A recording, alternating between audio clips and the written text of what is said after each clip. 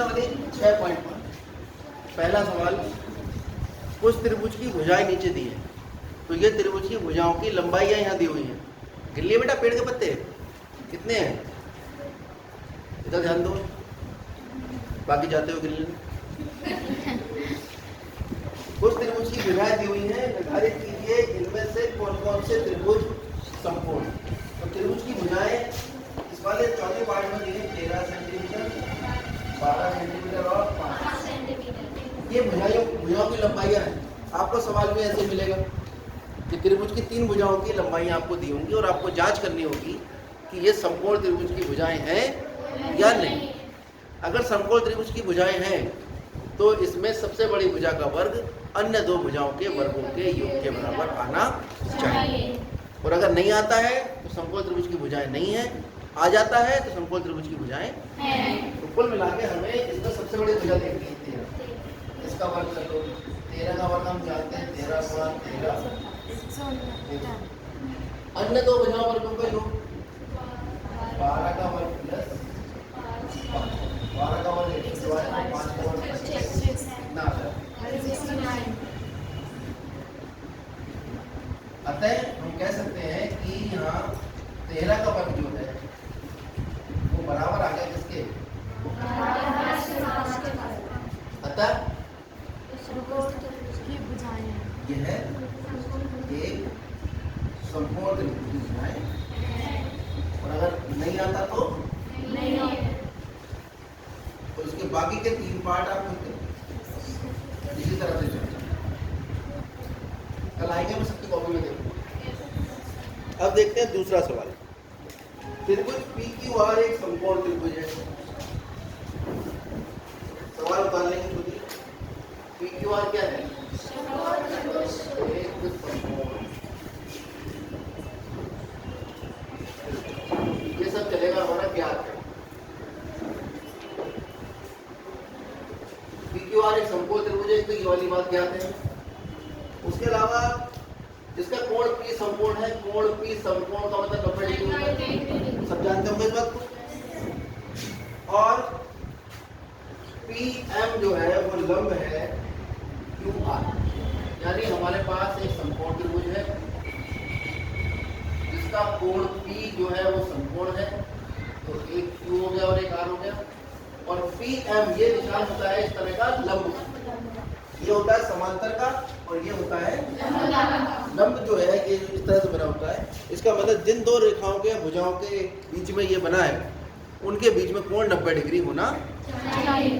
तो इसका मतलब ये PM कह रहा है, वो बता रहा है कि M जो है वो QR पे स्थित है। यहाँ से ये अगर M है तो ये दोनों एक दूसरे पर लंब है, यानी ये वाला कोण कितने डिग्री है? 90। कोई समस्या इतनी बात हो? अब हमें सिद्ध करना है इतनी सी बात से।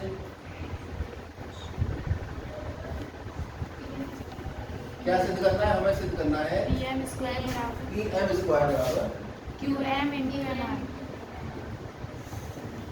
Dot MR। भाई QM इस वाले त्रिभुज की भुजा है, MR इस त्रिभुज की भुजा है और PM इन दोनों त्रिभुजों की भुजा है।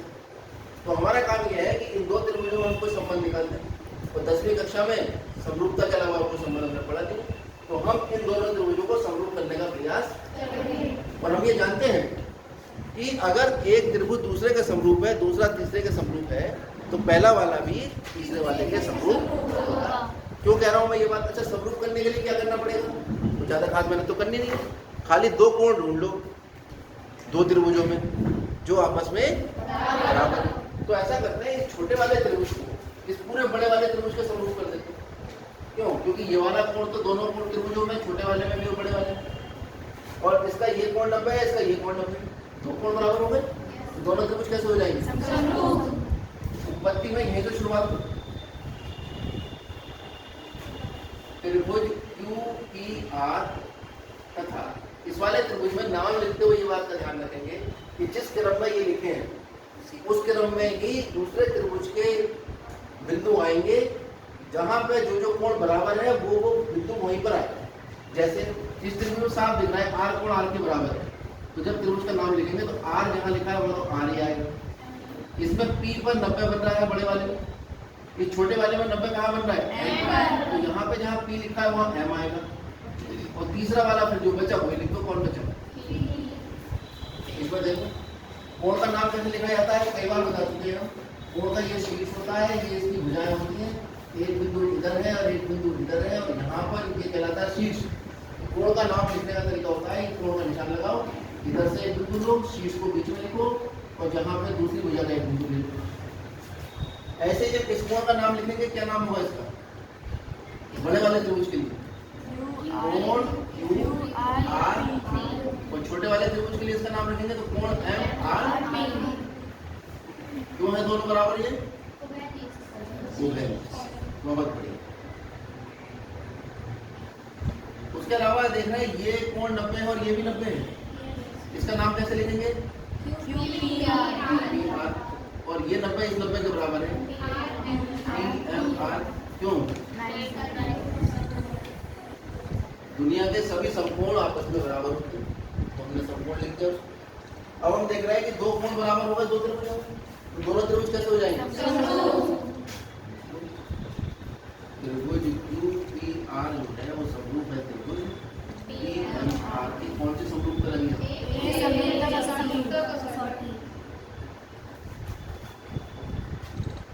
यहाँ तक कोई दिक्कत किसी को? ठीक है। अब ये वाला त्रिभुज देखते हैं, दूसरा वाला, ये छोटा वाला त्रिभुज इस पूरे का समरूप हम बड़े आराम से करते हैं, क्योंकि ये वाला कोण देखो छोटे वाले में भी आ रहा, बड़े में भी आ रहा, और ये कोण यहाँ 90 है और ये कोण 90 है। तो त्रिभुज QPR तथा QPR। अब इस वाले जब त्रिभुज का हम नाम लिखेंगे तो Q तो Q के बराबर है, और जहां पे P आ रहा है वहां पे क्या आएगा?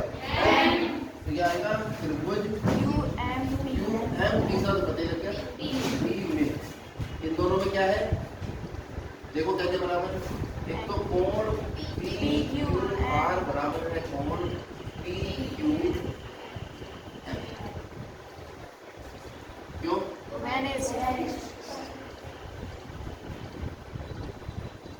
कुछ बच्चों को ये मुश्किल लगता है और हम कहते हैं इसका आसान तो कुछ है ही नहीं, चित्र में ही हल हो गया। तो ये कोण इसी के बराबर 90 90 के बराबर, और लिखने तो रहेगा ये कोण इसके बराबर 90 90 के बराबर, दो कोण बराबर, त्रिभुज समरूप हो जाएंगे। तो लिखने का तरीका तो बचा बस, कोण QPR बराबर कोण PMQ। क्यों? समकोण है भाई, समकोण सभी आपस में बराबर होते हैं, तो त्रिभुज QPR समरूप हो गया त्रिभुज PM। कैसे?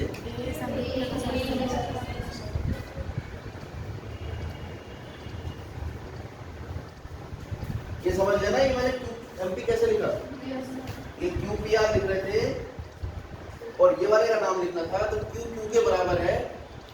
इस वाले में तो जहां Q लिखा है वहां पे Q आएगा, और P M के बराबर है, तो जहां P लिखा है यहाँ वहां। ये क्रम का जो बच्चा ध्यान में रखेगा ये क्वेश्चन हो गया।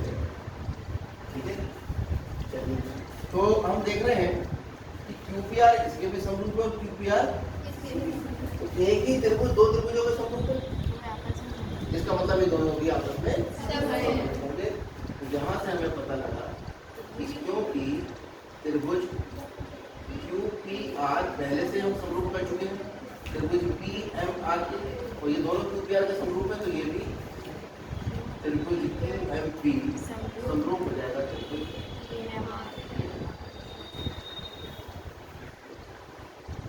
समरूप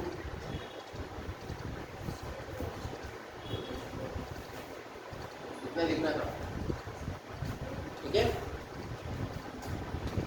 अब यहाँ पर हमारे पास आ चुका है त्रिभुज QMP समरूप है त्रिभुज PMR।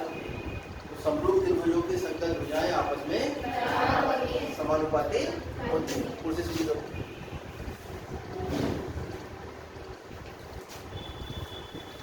QM/PM बराबर MP/MR बराबर QP/PR। कारण समरूप त्रिभुजों की संगत समानुपातिक होगी, पूरी बात।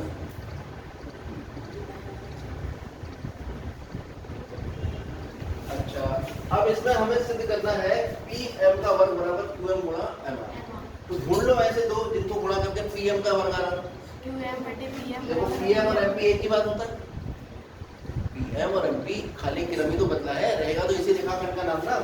इसको पी एम कहो चाहे एम पी कहो, तो ये वाले दोनों उठा लीजिए, क्यू एम बटे पी एम बराबर एम पी बटे एम आर। तो क्यू एम आ रहा है, ठीक है, बटे पी एम, इस एम पी को भी पी एम लिखो, एम आर फिर से गुणा करो, कितना आ गया? पी एम स्क्वायर बराबर क्यू एम एम आर। यही आपको